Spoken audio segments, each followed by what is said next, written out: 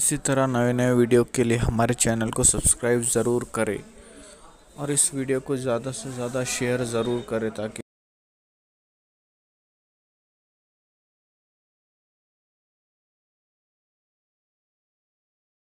जी फरमाएं। बहुत कीमती बात अर्ज करने जा रहा हूं, अगर आप समझ सकते हैं तो समझें। जो फर्क अल्लाह में और बंदे में है वही फर्क अपने घर में और मस्जिद में है। क्यों?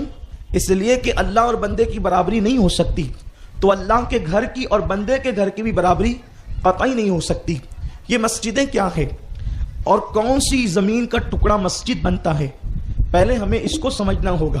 पहले हमें इसको मालूम करना होगा कि मस्जिद बनती कहाँ है।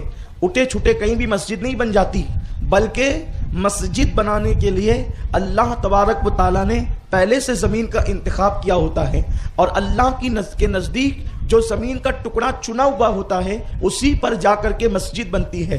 इस सिलसिले में शेख अबुल हाशिम अल गिलानी रहमतुल्लाह अल गिलानी मुद्दज़िल्लाहुल आली एक बात बयान फरमाते हैं, उसको बहुत दिल के कानों से सुने। सरकार गौसुल आज़म दस्तगीर हम कादरियों के पीर सैयदना शेख अब्दुल कादिर जिलानी अल बगदादी रदी अल्लाह तबारक व ताला अन्हु जब पहली मरतबा हज के लिए तशरीफ़ ले गए, जब आप हज के लिए गए तो उस वक्त आप जब हज के लिए गए तो आपके साथ आपके 20,000 शागिर्द उलमा थे, बड़े बड़े उलमा आपके साथ हज के लिए थे। जाहिर सी बात है, अगर उम्रा या हज के लिए मस्जिद का कोई इमाम साथ हो जाए तो इंसान सोचता है कि मेरे मुकद्दर की मेराज है कि मैं ऐसे शख्स के साथ जा रहा हूं कि मैं नहीं करूंगा।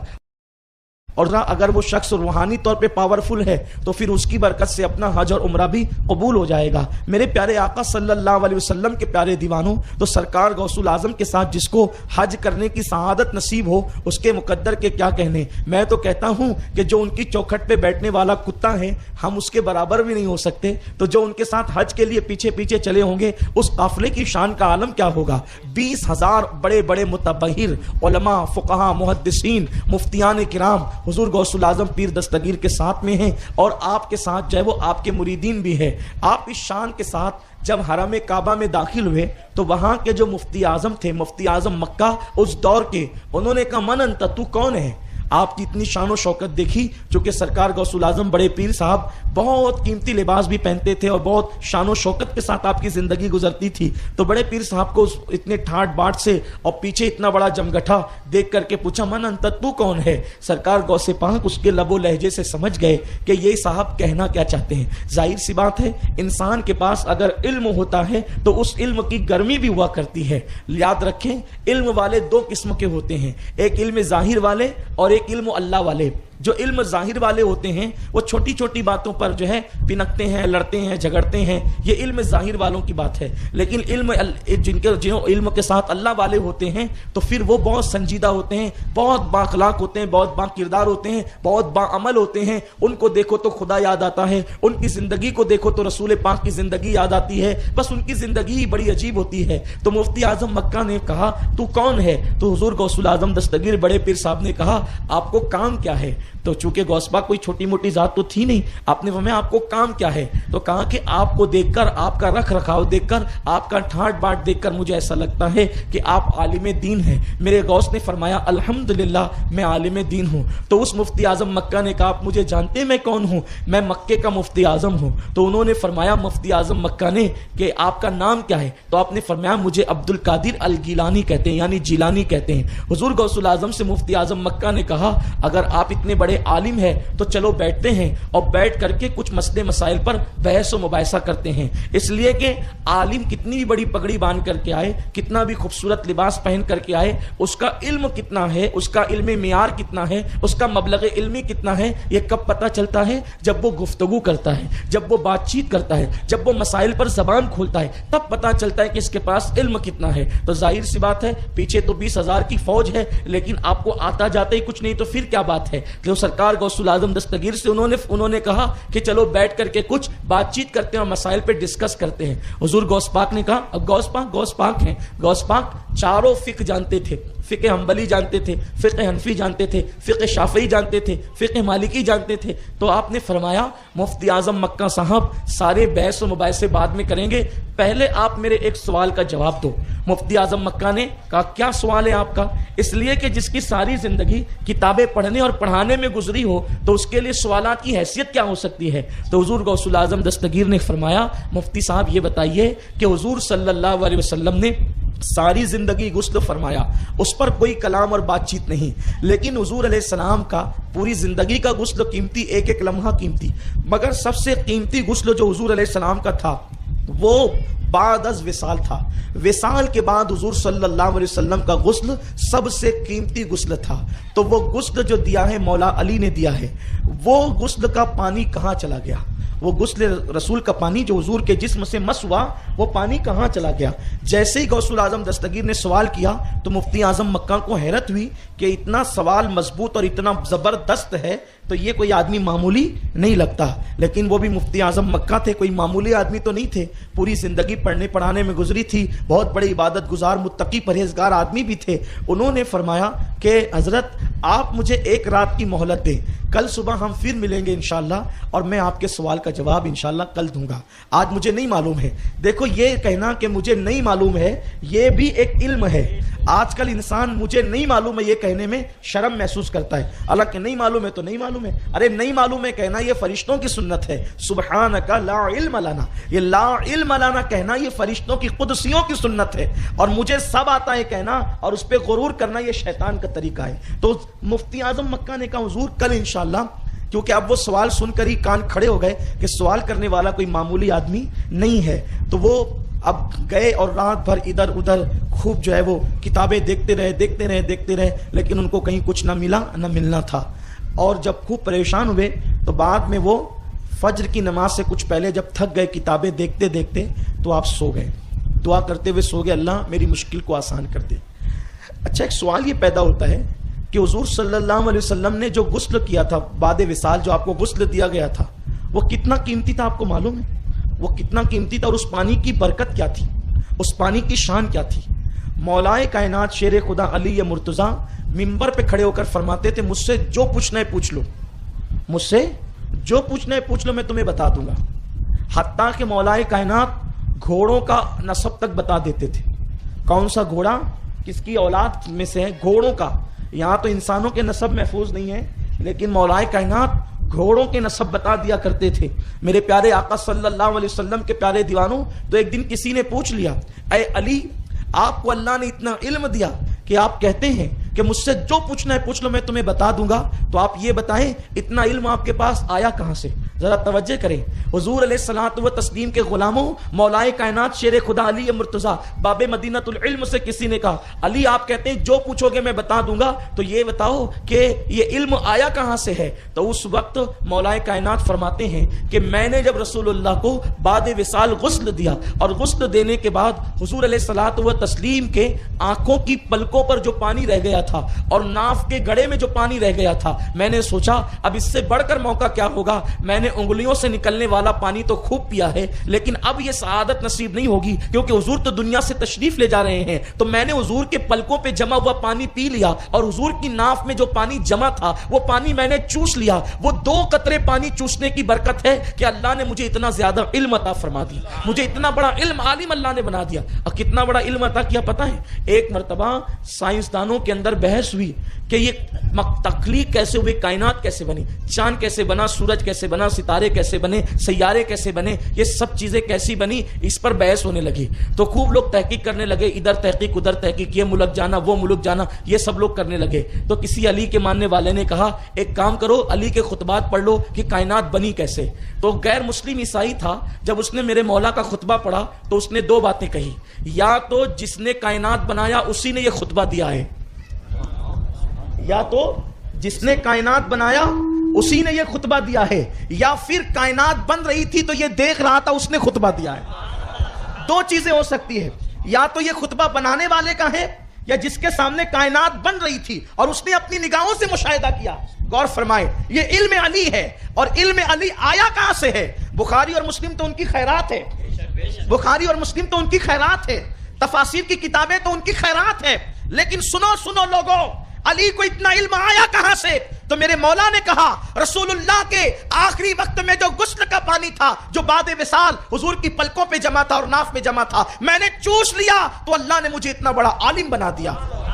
अब बताइए कि जिसके 2 कतरों को चूस करके अली इतने बड़े आलिम बनते हैं, हुजूर के उस गुस्ल के पानी की बरकत क्या होगी? जिसकी 2 बूंद है सरो सलसबील है, वो रहमत का दरिया हमारा नबी, जिसके तलवों का धोवन है आबे हयात, जिसके तलवों का धोवन है आबे हयात, है वो जाने मसीहा हमारा नबी। जब तलवों का धोवन आबे हयात है तो नाफ की गिरा में आने वाले पानी की शान क्या होगी, पलकों पर जमे हुए पानी की शान क्या होगी। अब समझे हुजूर अलैहिस्सलातु व तस्लीम के विसाल के बाद के गुस्ल के पानी की अहमियत क्या है। तो हुजूर गौस पाक ने मुफ्ती आजम मक्का से यही पूछा कि मुफ्ती साहब बताइए वो पानी कहां गया, वो पानी कहां गया? मुफ्ती आजम मक्का ने कहा कल जवाब देंगे, और पूरी रात ढूंढते रहे। याद रखना, किताब सब पढ़ते हैं लेकिन किताब से काम की बातें सबको नहीं मिलती, बल्कि जिस पर खास करम होता है फिर उसी को सुझाई देता है। फैजान इल्म की बरकतें उसी को मिलती है। अब मुफ्ती आजम मक्का ढूंढते ढूंढते सो गए दुआ करते हुए। जब आंख लगी तो दिल की आंखें बेदार हो गई। अब मुफ्ती आजम मक्का ने क्या देखा? सामने से हुजूर तशरीफ ला रहे हैं, अल्लाह के हबीब गैबदा नबी तशरीफ ला रहे हैं, और उनके साथ एक और शख्स है जो बड़ा खूबसूरत है, लेकिन हुजूर की चमक दमक इतनी है, हुजूर की नूरानियत इतनी है कि जो बाजू में खड़ा हुआ आदमी है वो नजर नहीं आता, उसका चेहरा सही तौर पर दिखाई नहीं देता, उसके कपड़े तो समझ में आते, चेहरा समझ में नहीं आता, इतनी नूरानियत है। जैसे आप किसी फोकस के बिल्कुल करीब की कोई चीज अगर देखना चाहें तो आपको नजर नहीं आएगी। जैसे अगर आप उधर बैठे हुए हैं तो आप ये फोकस पे देखिए कि इधर उधर का पैप नजर आ रहा है, लेकिन बिल्कुल नीचे का पैप सही तौर पे नजर नहीं आएगा। ये रोशनी की खुसूसियत होती है। तो अल्लाह के हबीब की नूरानियत में वो बाजू में खड़ा हुआ आदमी सही तौर पर नजर नहीं आ रहा था। तो मुफ्ती आजम मक्का ने कहा या रसूल अल्लाह, आपने बड़ा करम फरमाया और बहुत मुश्किल के वक्त आप मेरे ख्वाब में तशरीफ लाए, और आपसे बेहतर जवाब कौन दे सकता है मेरी मुश्किल का। या रसूल अल्लाह, मेरे माँ बाप आप पे कुर्बान, हुजूर मुझसे एक सवाल किया गया है कि हुजूर अलैहिस्सलातु व तस्लीम को बाद विसाल जो गुस्ल दिया गया था वो गुस्ल का पानी कहाँ चला गया। या रसूल अल्लाह आप बताएं, क्योंकि आप बताएंगे तो आपकी बात सबसे ज्यादा सही होगी।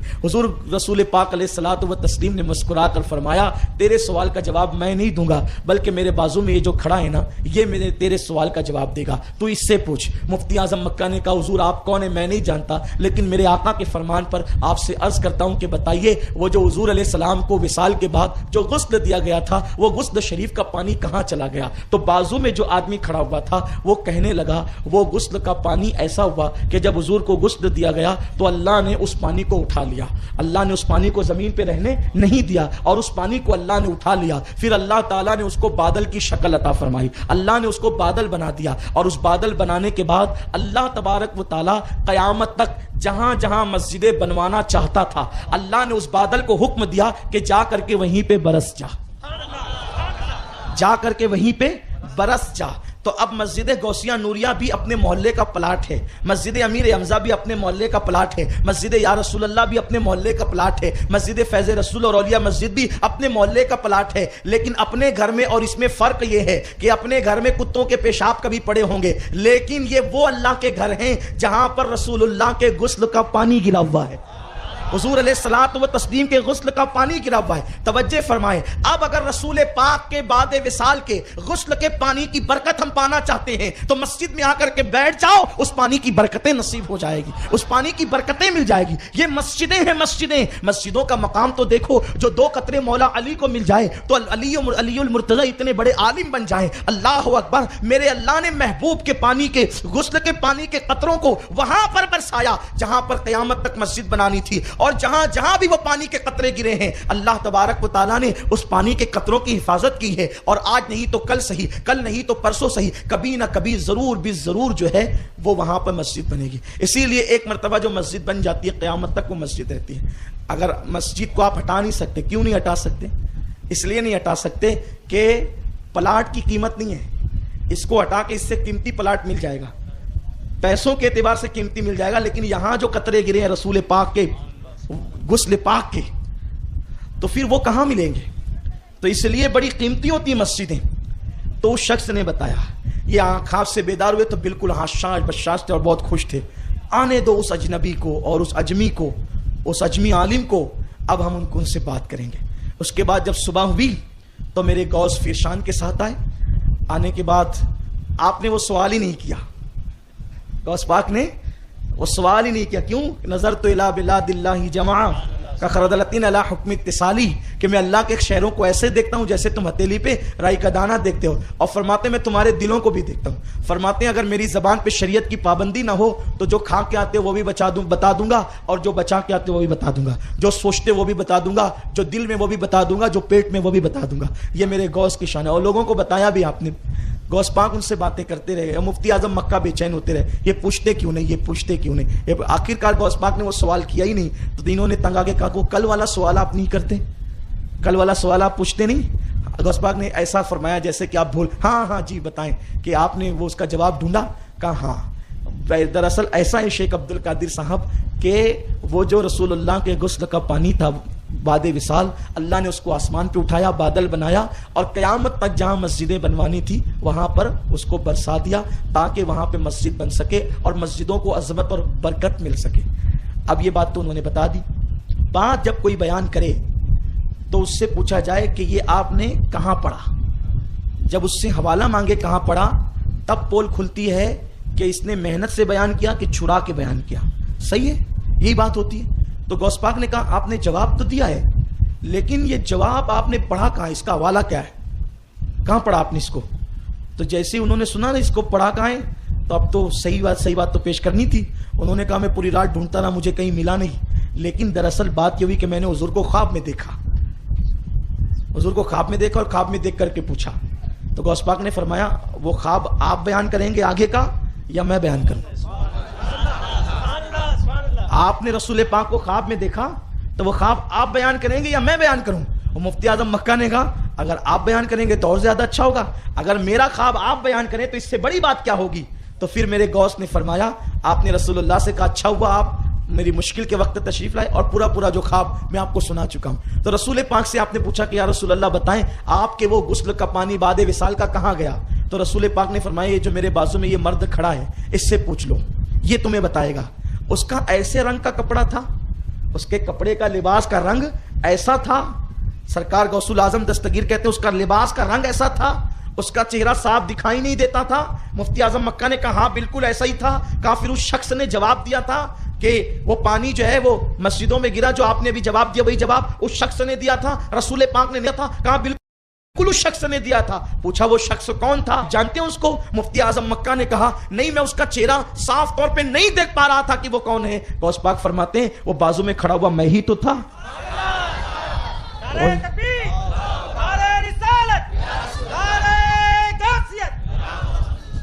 وہ جو بازو میں کھڑا ہوا میں ہی تو تھا.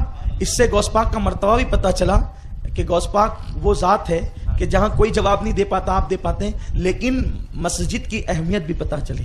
اب پتا چلا کہ یہ جو مسجد ہے اس کے آس پاس تاش کے پتے کھیلنے کی چیز نہیں ہے, اس کے آس پاس گانے بجانے کا وقت نہیں ہے. مسجد میں نماز ہو رہی ہو تو بھی اس کا ادب لازم ہے, اور مسجد میں تالا لگا ہوا ہے تو بھی اس کا ادب لازم ہے. کیوں؟ ایسا ہے کہ جب نماز ہوتی ہے تو یہ مسجد رہتی ہے, اور جب نماز نہیں ہوتی تو پھر یہ کچھ اور بن جاتی ہے, غیر مسجد ہو جاتی ہے. نہیں, بلکہ آپ کو پتا ہونا چاہیے جس وقت انسان نماز پڑھتے ہیں اس وقت تو آپ ادب کرتے ہیں, لیکن جب انسان نماز نہیں پڑھتے مسجدیں خالی ہوتی ہے تو اس وقت اللہ کے فرشتے عبادت کرتے ہیں, اس وقت اللہ کے فرشتے